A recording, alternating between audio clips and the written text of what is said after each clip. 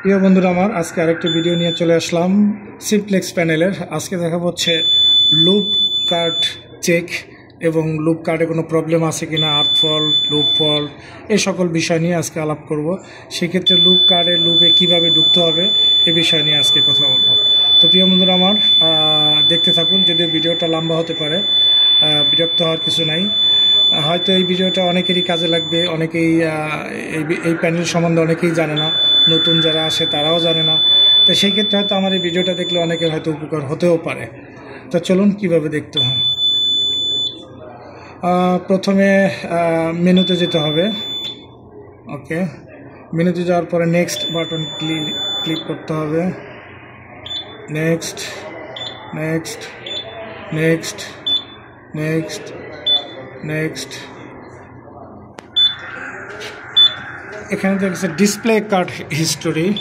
এবার আমাদের inter press করতে হবে। ওয়ান, আমাদের দেখুন এখানে লেখা আছে লুপ 1 কার্ড নাম্বার। এবার ইন্টার করব আমি। এবার দেখেন কার্ড ইনসার্ট, মানে এটা ঠিক আছে, নর্মাল দেখান। ওকে, এবার নেক্সট কারেক্ট কার্ড, এটাও নর্মাল আছে। যদি কোনো প্রবলেম থাকতো তাহলে এখানে কিন্তু নর্মাল আসতো না, যে প্রবলেম দেখা যেত সেই প্রবলেমটাই এখানে লেখা উঠতো। আল্টারনেট এক্সিস্ট ডিভাইস, এটাও নর্মাল আছে। অর্থাৎ আমাদের এই লুপ 1-এর যা আছে সবগুলোই নর্মাল আছে। যদি কোনো প্রবলেম থাকতো তাহলে অবশ্যই এখানে লেখা থাকতো।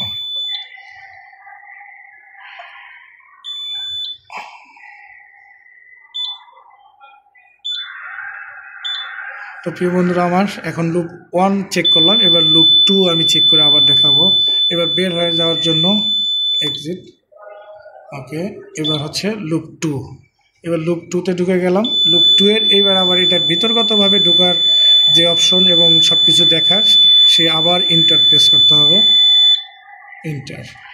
এবার 1 বাই 1 এই লুপ 2-এর যতগুলো অপশন আছে সবগুলোই দেখাবে।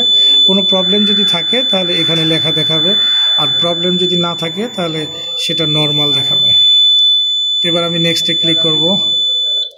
Next next next next next next অর্থাৎ আমাদের লুপ 2-এর যা আছে সব কিছুই নর্মাল আছে এবং ঠিক আছে। এবার আমি এক্সিট দিয়ে বের হয়ে যাব। হ্যাঁ, আমি আবার পুনরায় সেই মূল স্ক্রিনে যেটা আসে সেইভাবেই এভাবে চলে আসলাম এক্সিট প্রেস করে। প্রিয় বন্ধুরা আমার আজকে এই ভিডিওটি দেখালাম লুপ কার্ড এবং লুপ কার্ডের ভিতরে, যেমন এক্সাম্পল লুপ 1, এটার ভিতরে কি আছে এই সকল বিষয় নিয়ে দেখালাম আপনাদেরকে, চেষ্টা করলাম। আর যে আমার এই ভিডিওতে যদি কোনো ভুল ত্রুটি হয়ে থাকে তাহলে অবশ্যই আপনারা ক্ষমা দৃষ্টিতে দেখবেন। এবং আমি হয়তো অনেক কিছু গুছিয়ে বলতে পারি না, আমি আমার মতো করে বলি, এখান থেকে যে যার মতো করে বুঝে নেবেন। যাই হোক, যদি আমার এই ভিডিওটি ভালো লেগে থাকে তাহলে অবশ্যই লাইক, কমেন্ট এবং শেয়ার করবেন, আর আমার চ্যানেলটি সাবস্ক্রাইব করবেন পরবর্তী ভিডিও পাওয়ার জন্য।